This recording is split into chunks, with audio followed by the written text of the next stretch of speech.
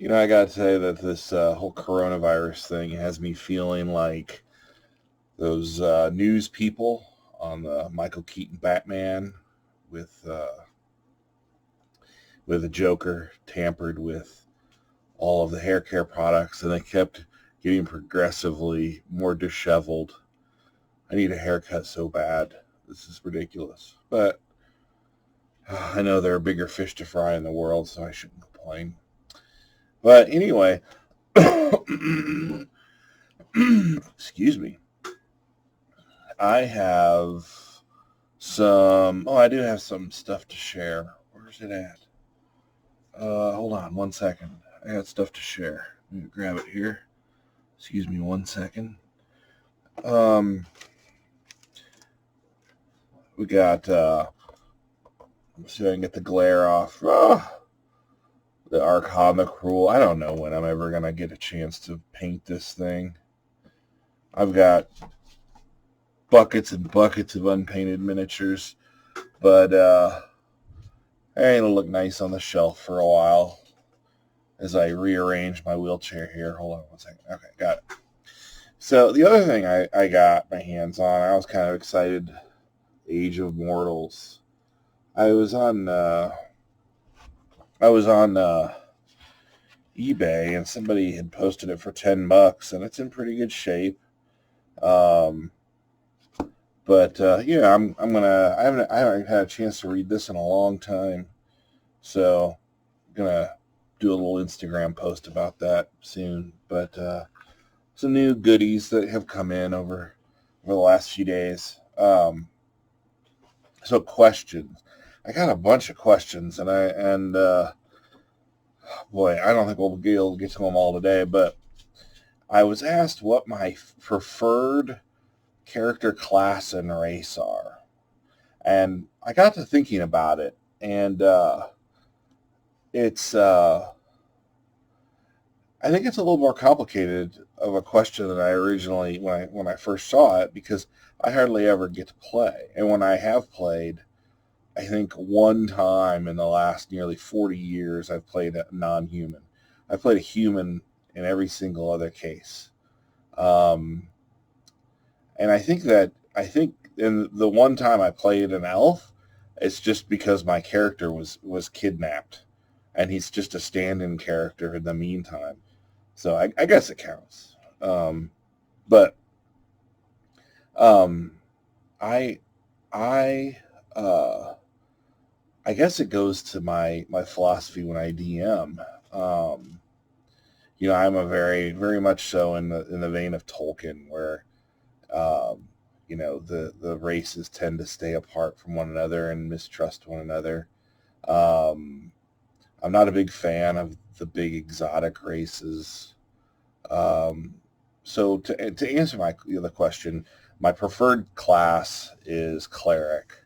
I love playing the spiritual leader of the party, if you will. I like to get into that role. And obviously human is the preferred race. But I think, again, it comes back to my style as a DM, where I like to keep things very much low magic. Um, when you encounter something magical or fantastic, I really want there to be an impact. I don't like the idea of all these crazy races just being mingling in in society, and it's not so much that I don't want my players to be able to play these races and stuff. I just want it to be something special when they appear. Um, so I guess it kind of begs the question: what is the least favorite race? I have always come back to the tiefling, the tiefling, and the reason for that is, as a playable race, it would be really hard to role play a tiefling. I mean, have fiendish blood in you. You know, in a world where magic is real, there is no doubt that the gods exist. There is no doubt that there are horrible places that you will go when you commit evil acts. Um, people are going to react very strongly to the presence of a tiefling having that fiendish blood in them. And I would find it difficult to imagine a scenario where, except through extraordinary circumstances, where people would not, grab their torches and their pitchforks and go storming forth if they encountered a tiefling, or they found out somebody gave birth to a tiefling. It would be, the superstition would kick in. And again, it goes beyond superstition, because there's no doubt that Asmodeus is real. There's no question of it. The evidence is all around you, and that's part of the reason I like playing a cleric, is that it really brings home the idea of how religion in fantasy role playing is. I always felt like it's an understated thing, because in my games, festivals and religious ceremonies and religious events are a big deal, because these people are, actively trying to appease the gods. They want those good harvests. We're not talking ancient Greece here, where they're guessing that tidal wave or that earthquake was caused by the gods, and I'm sure there was a lot of skeptics. But, there's no question, they see clerics performing miracles, and they see spells being cast, and they know where those spells come from. And so when I DM, I really want there to be a very,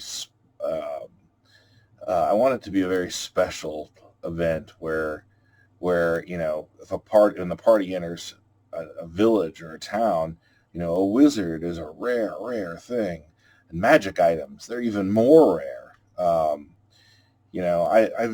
very, very, very rarely, unless it's like a one shot or something, have given just like a +1 dagger. Every magic item I try to create has a history, if the party chooses to try to dig into it. Usually has a name, has some sort of inscription on it. A lot of care was given into its creation.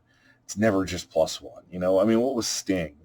Sting was a sword that glowed when orcs drew near. And it wasn't even a sword; it was more of a butter knife. But and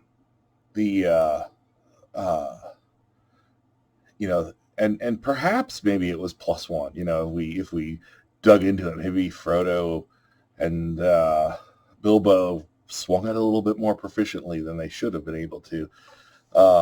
But the history of it is what's really magical, and the fact that they're so rare is like, it's a moment to pause at the table when a magic item turns up. And that is my style of gaming, and I think it shows through in when I play the game as well. I'm a human, because I don't necessarily get into all the crazy races, and not saying like elves or halflings or whatever are crazy, but it's just, I guess, my style, And on the flip side, when DMing, if you're going to play a tiefling or a half-orc or something, there's a stigma attached to that. At least there should be.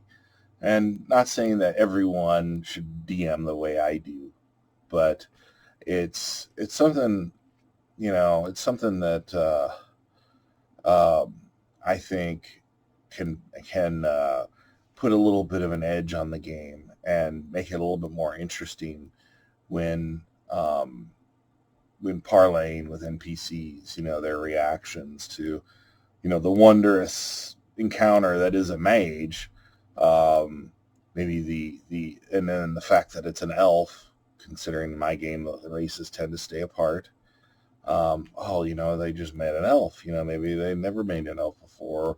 Maybe you're traveling in elven lands and they're not particularly keen on that. But in any case, that's my answer to the long-winded answer to what is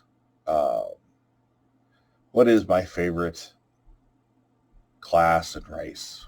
So, and it's interesting too, because I've been sharing on Instagram quite a bit of